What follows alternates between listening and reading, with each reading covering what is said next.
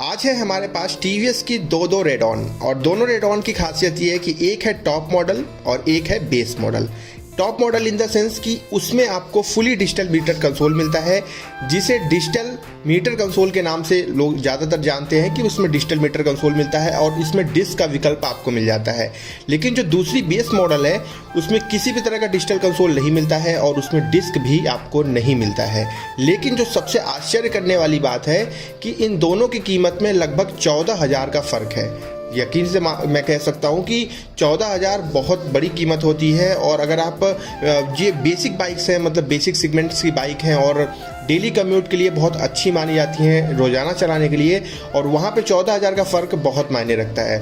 यहाँ पे सबसे पहले एक फ़र्क आप समझिए कि अगर आप बेस मॉडल लेते हैं तो ये वाला मीटर कंसोल आपको मिलेगा जिसमें कोई भी एक्स्ट्रा फीचर नहीं है, लेकिन वो सारी चीज़ें हैं जो आपके काम की हैं, मुझे ऐसा लगता है। यहाँ पे स्विचेस भी आपको सेम टू सेम मिलेंगे जैसे कि टॉप मॉडल में मिलेंगे। लेकिन टॉप मॉडल जो आप इस समय देख रहे हैं ये वाली, इसमें जो खासियत है वो मैं आपको बता दे रहा हूँ।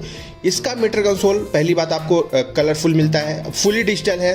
दूसरी बात यह है कि इसमें आप रियल टाइम माइलेज चेक कर सकते हैं। एडवांटेज सुनिएगा, जो फ़ायदे हैं, मतलब आपकी बाइक कितना माइलेज इस समय दे रही है आप यहाँ पे डिस्प्ले पे दिखेगा आपको। दूसरी बात, इसमें आपको क्लॉक मिलता है, मतलब टाइम मिलता है, तो आपको अपने जो है घड़ी का इस्तेमाल नहीं करना पड़ेगा, फ़ोन का इस्तेमाल भी नहीं करना पड़ेगा। यहाँ पे आपको USB चार्जिंग पोर्ट मिल जाता है, आप चलती ही बाइक पे अपने फ़ोन वगैरह को चार्ज कर सकते हैं।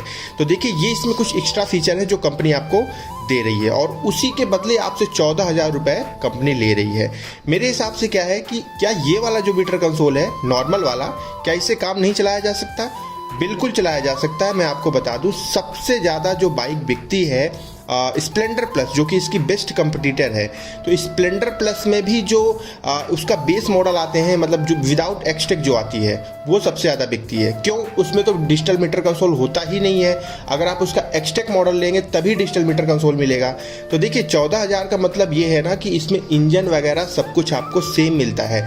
पीछे आगे जो सॉकर लगे हैं वो भी सेम है, साउंड भी एकदम सेम है, माइलेज भी सेम मिलेगा, इनकी बिल्ड क्वालिटी भी सेम है, मजबूती भी सेम है, सीटिंग कंफर्ट भी सेम है। तो देखिए, कुछ एक्स्ट्रा जो है लुभावने फीचर की वजह से अगर आप 14,000 रुपये बचा सकते हैं तो बचा लीजिए। और अगर आप इसका बेस मॉडल लेते हैं तो वो आपके लिए वैल्यू फॉर मनी है, क्योंकि सब कुछ आपको सेम मिलता है। लेकिन अगर आपको शौक है थोड़े से एक्स्ट्रा फीचर जो है अपने बाइक में ऐड करने के, तो फिर आप जो है इसका ये वाला वेरिएंट ले सकते हैं जो कि डिजिटल मीटर कंसोल के साथ आएगा, क्योंकि आगे का हेडलैम्प भी दोनों का एकदम सेम है। कलर कॉन्सेप्ट में आपको फर्क देखने को मिलेगा। बेस मॉडल में आपको बेसिक कलर मिलेंगे, लेकिन अगर आप डिजिटल मीटर वाला लेते हैं तो उसमें आपको थोड़े से अट्रैक्टिव कलर कंपनी प्रोवाइड करती है।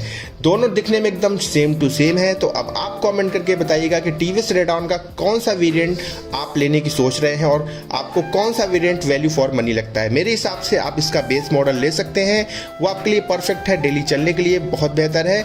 और अगर आपके पास एक्स्ट्रा पैसे हैं तो फिर आप टॉप मॉडल ले सकते हैं। मिलूंगा अगली वीडियो में। कोई भी डाउट हो पूछ लीजिएगा। धन्यवाद।